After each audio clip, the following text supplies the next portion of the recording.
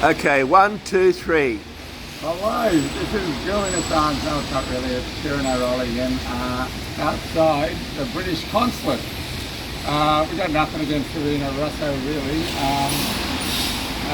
But the British consulate has relocated to a fairly indescript location.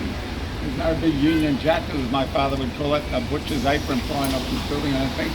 And you wouldn't know it was here, really. So I've made this sign for today, and it reads, the Brits are putting another nail in the coffin of Australian journalist and publisher Julian Assange today. 8:30 p.m, that'd be 10:30 a.m, Greenwich Mean Time. It's only 2 hours from now. 2 hours from now, yeah.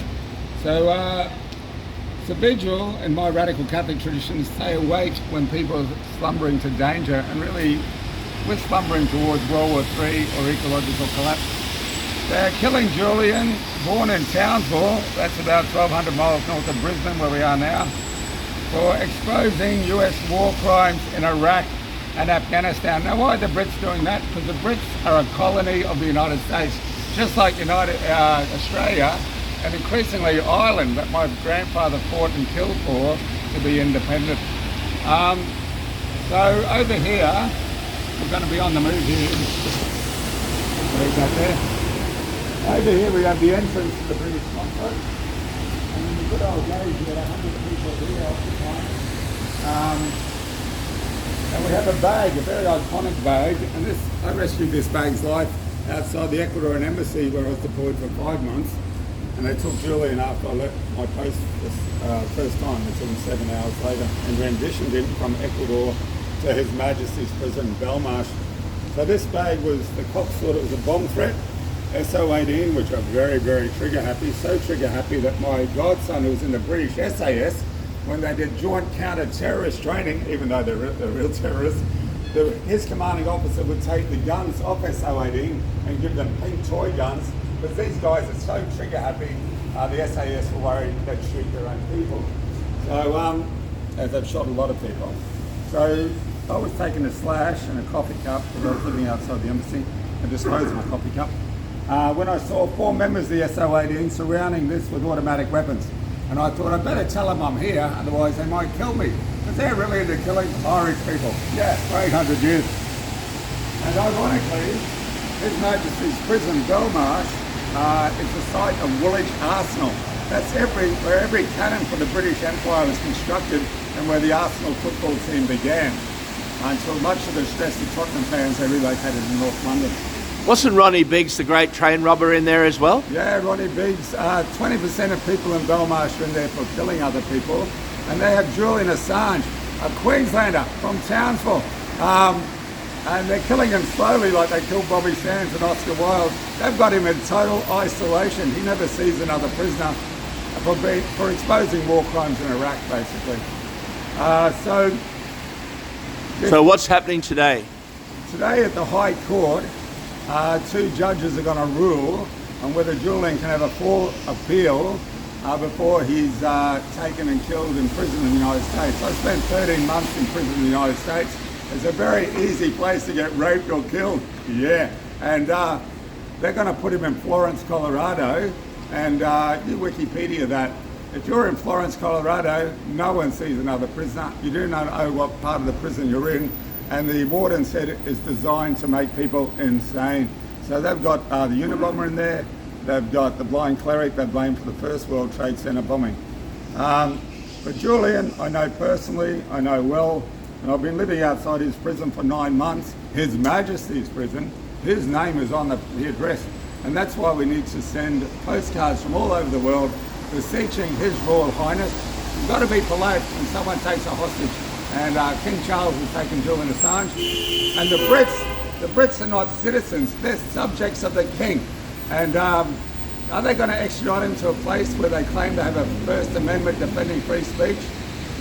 Well, the President wouldn't like that, but he's only a clown.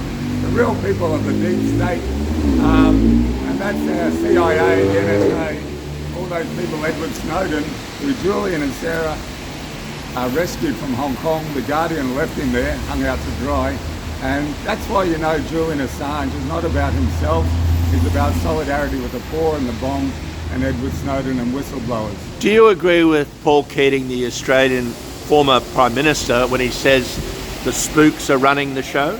Oh, completely. And he says a few wise things.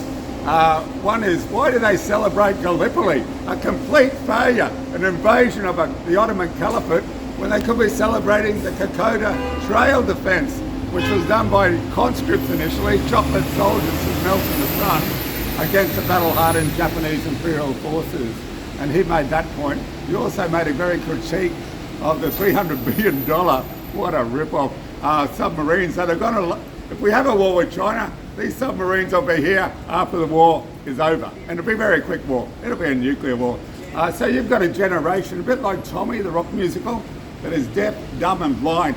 They're deaf because they got earpods in their ears constantly. They're blind because they got a phone in their face and a head up their ass. And they're dumb because they can't give you accurate street directions in London, or they're totally shocked when a stranger encounters them offline. So, you know, I think Brian Labour told us the basis of fascism is self-liquidation. These people are self-liquidating a whole generation on the internet. They're surrendering their sexuality, even their crimes. And the American military, they filmed their own crimes. They filmed the murder of 9 Iraqi civilians and 2 Reuters journalists, and you can see that on collateralmurder.org from their own helicopter.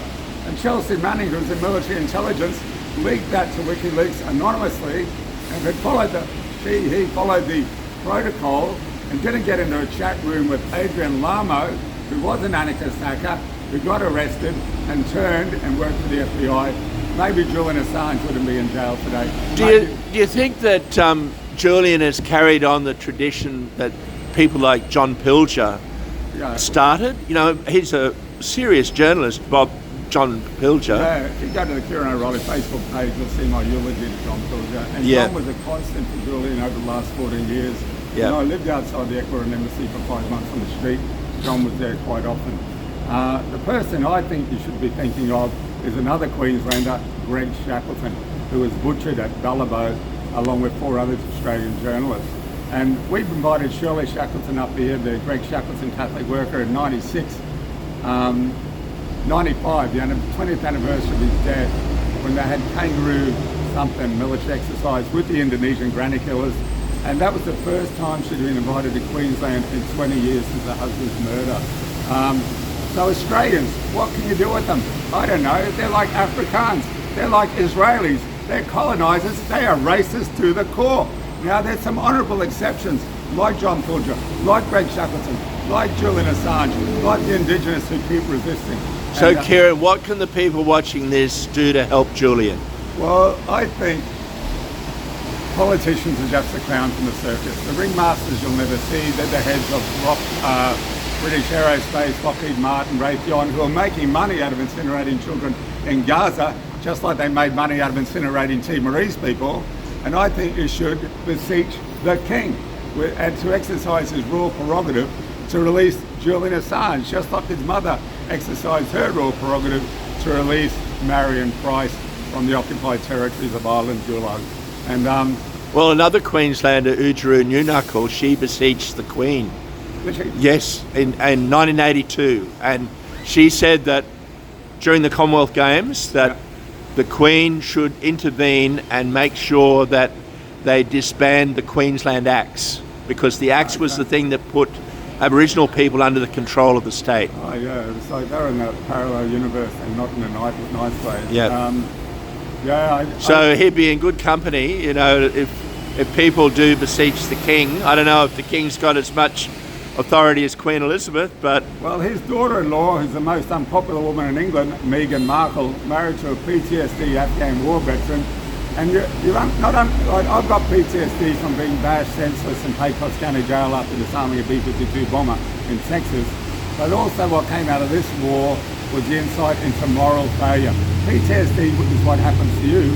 Moral failure is what happens to other people when you look the other way. Yep. And I've met so many combat veterans who the Brits groom, like child sex abusers groom children. They exploit them at the peak of their lives, and they literally and figuratively leave them like trash on the streets. There are so many homeless veterans, combat veterans from Afghanistan and Iraq on the streets of London that I experienced in the last 9 months. You know, Keir Starmer looks like he's going to win the election. What will he do to help Julian?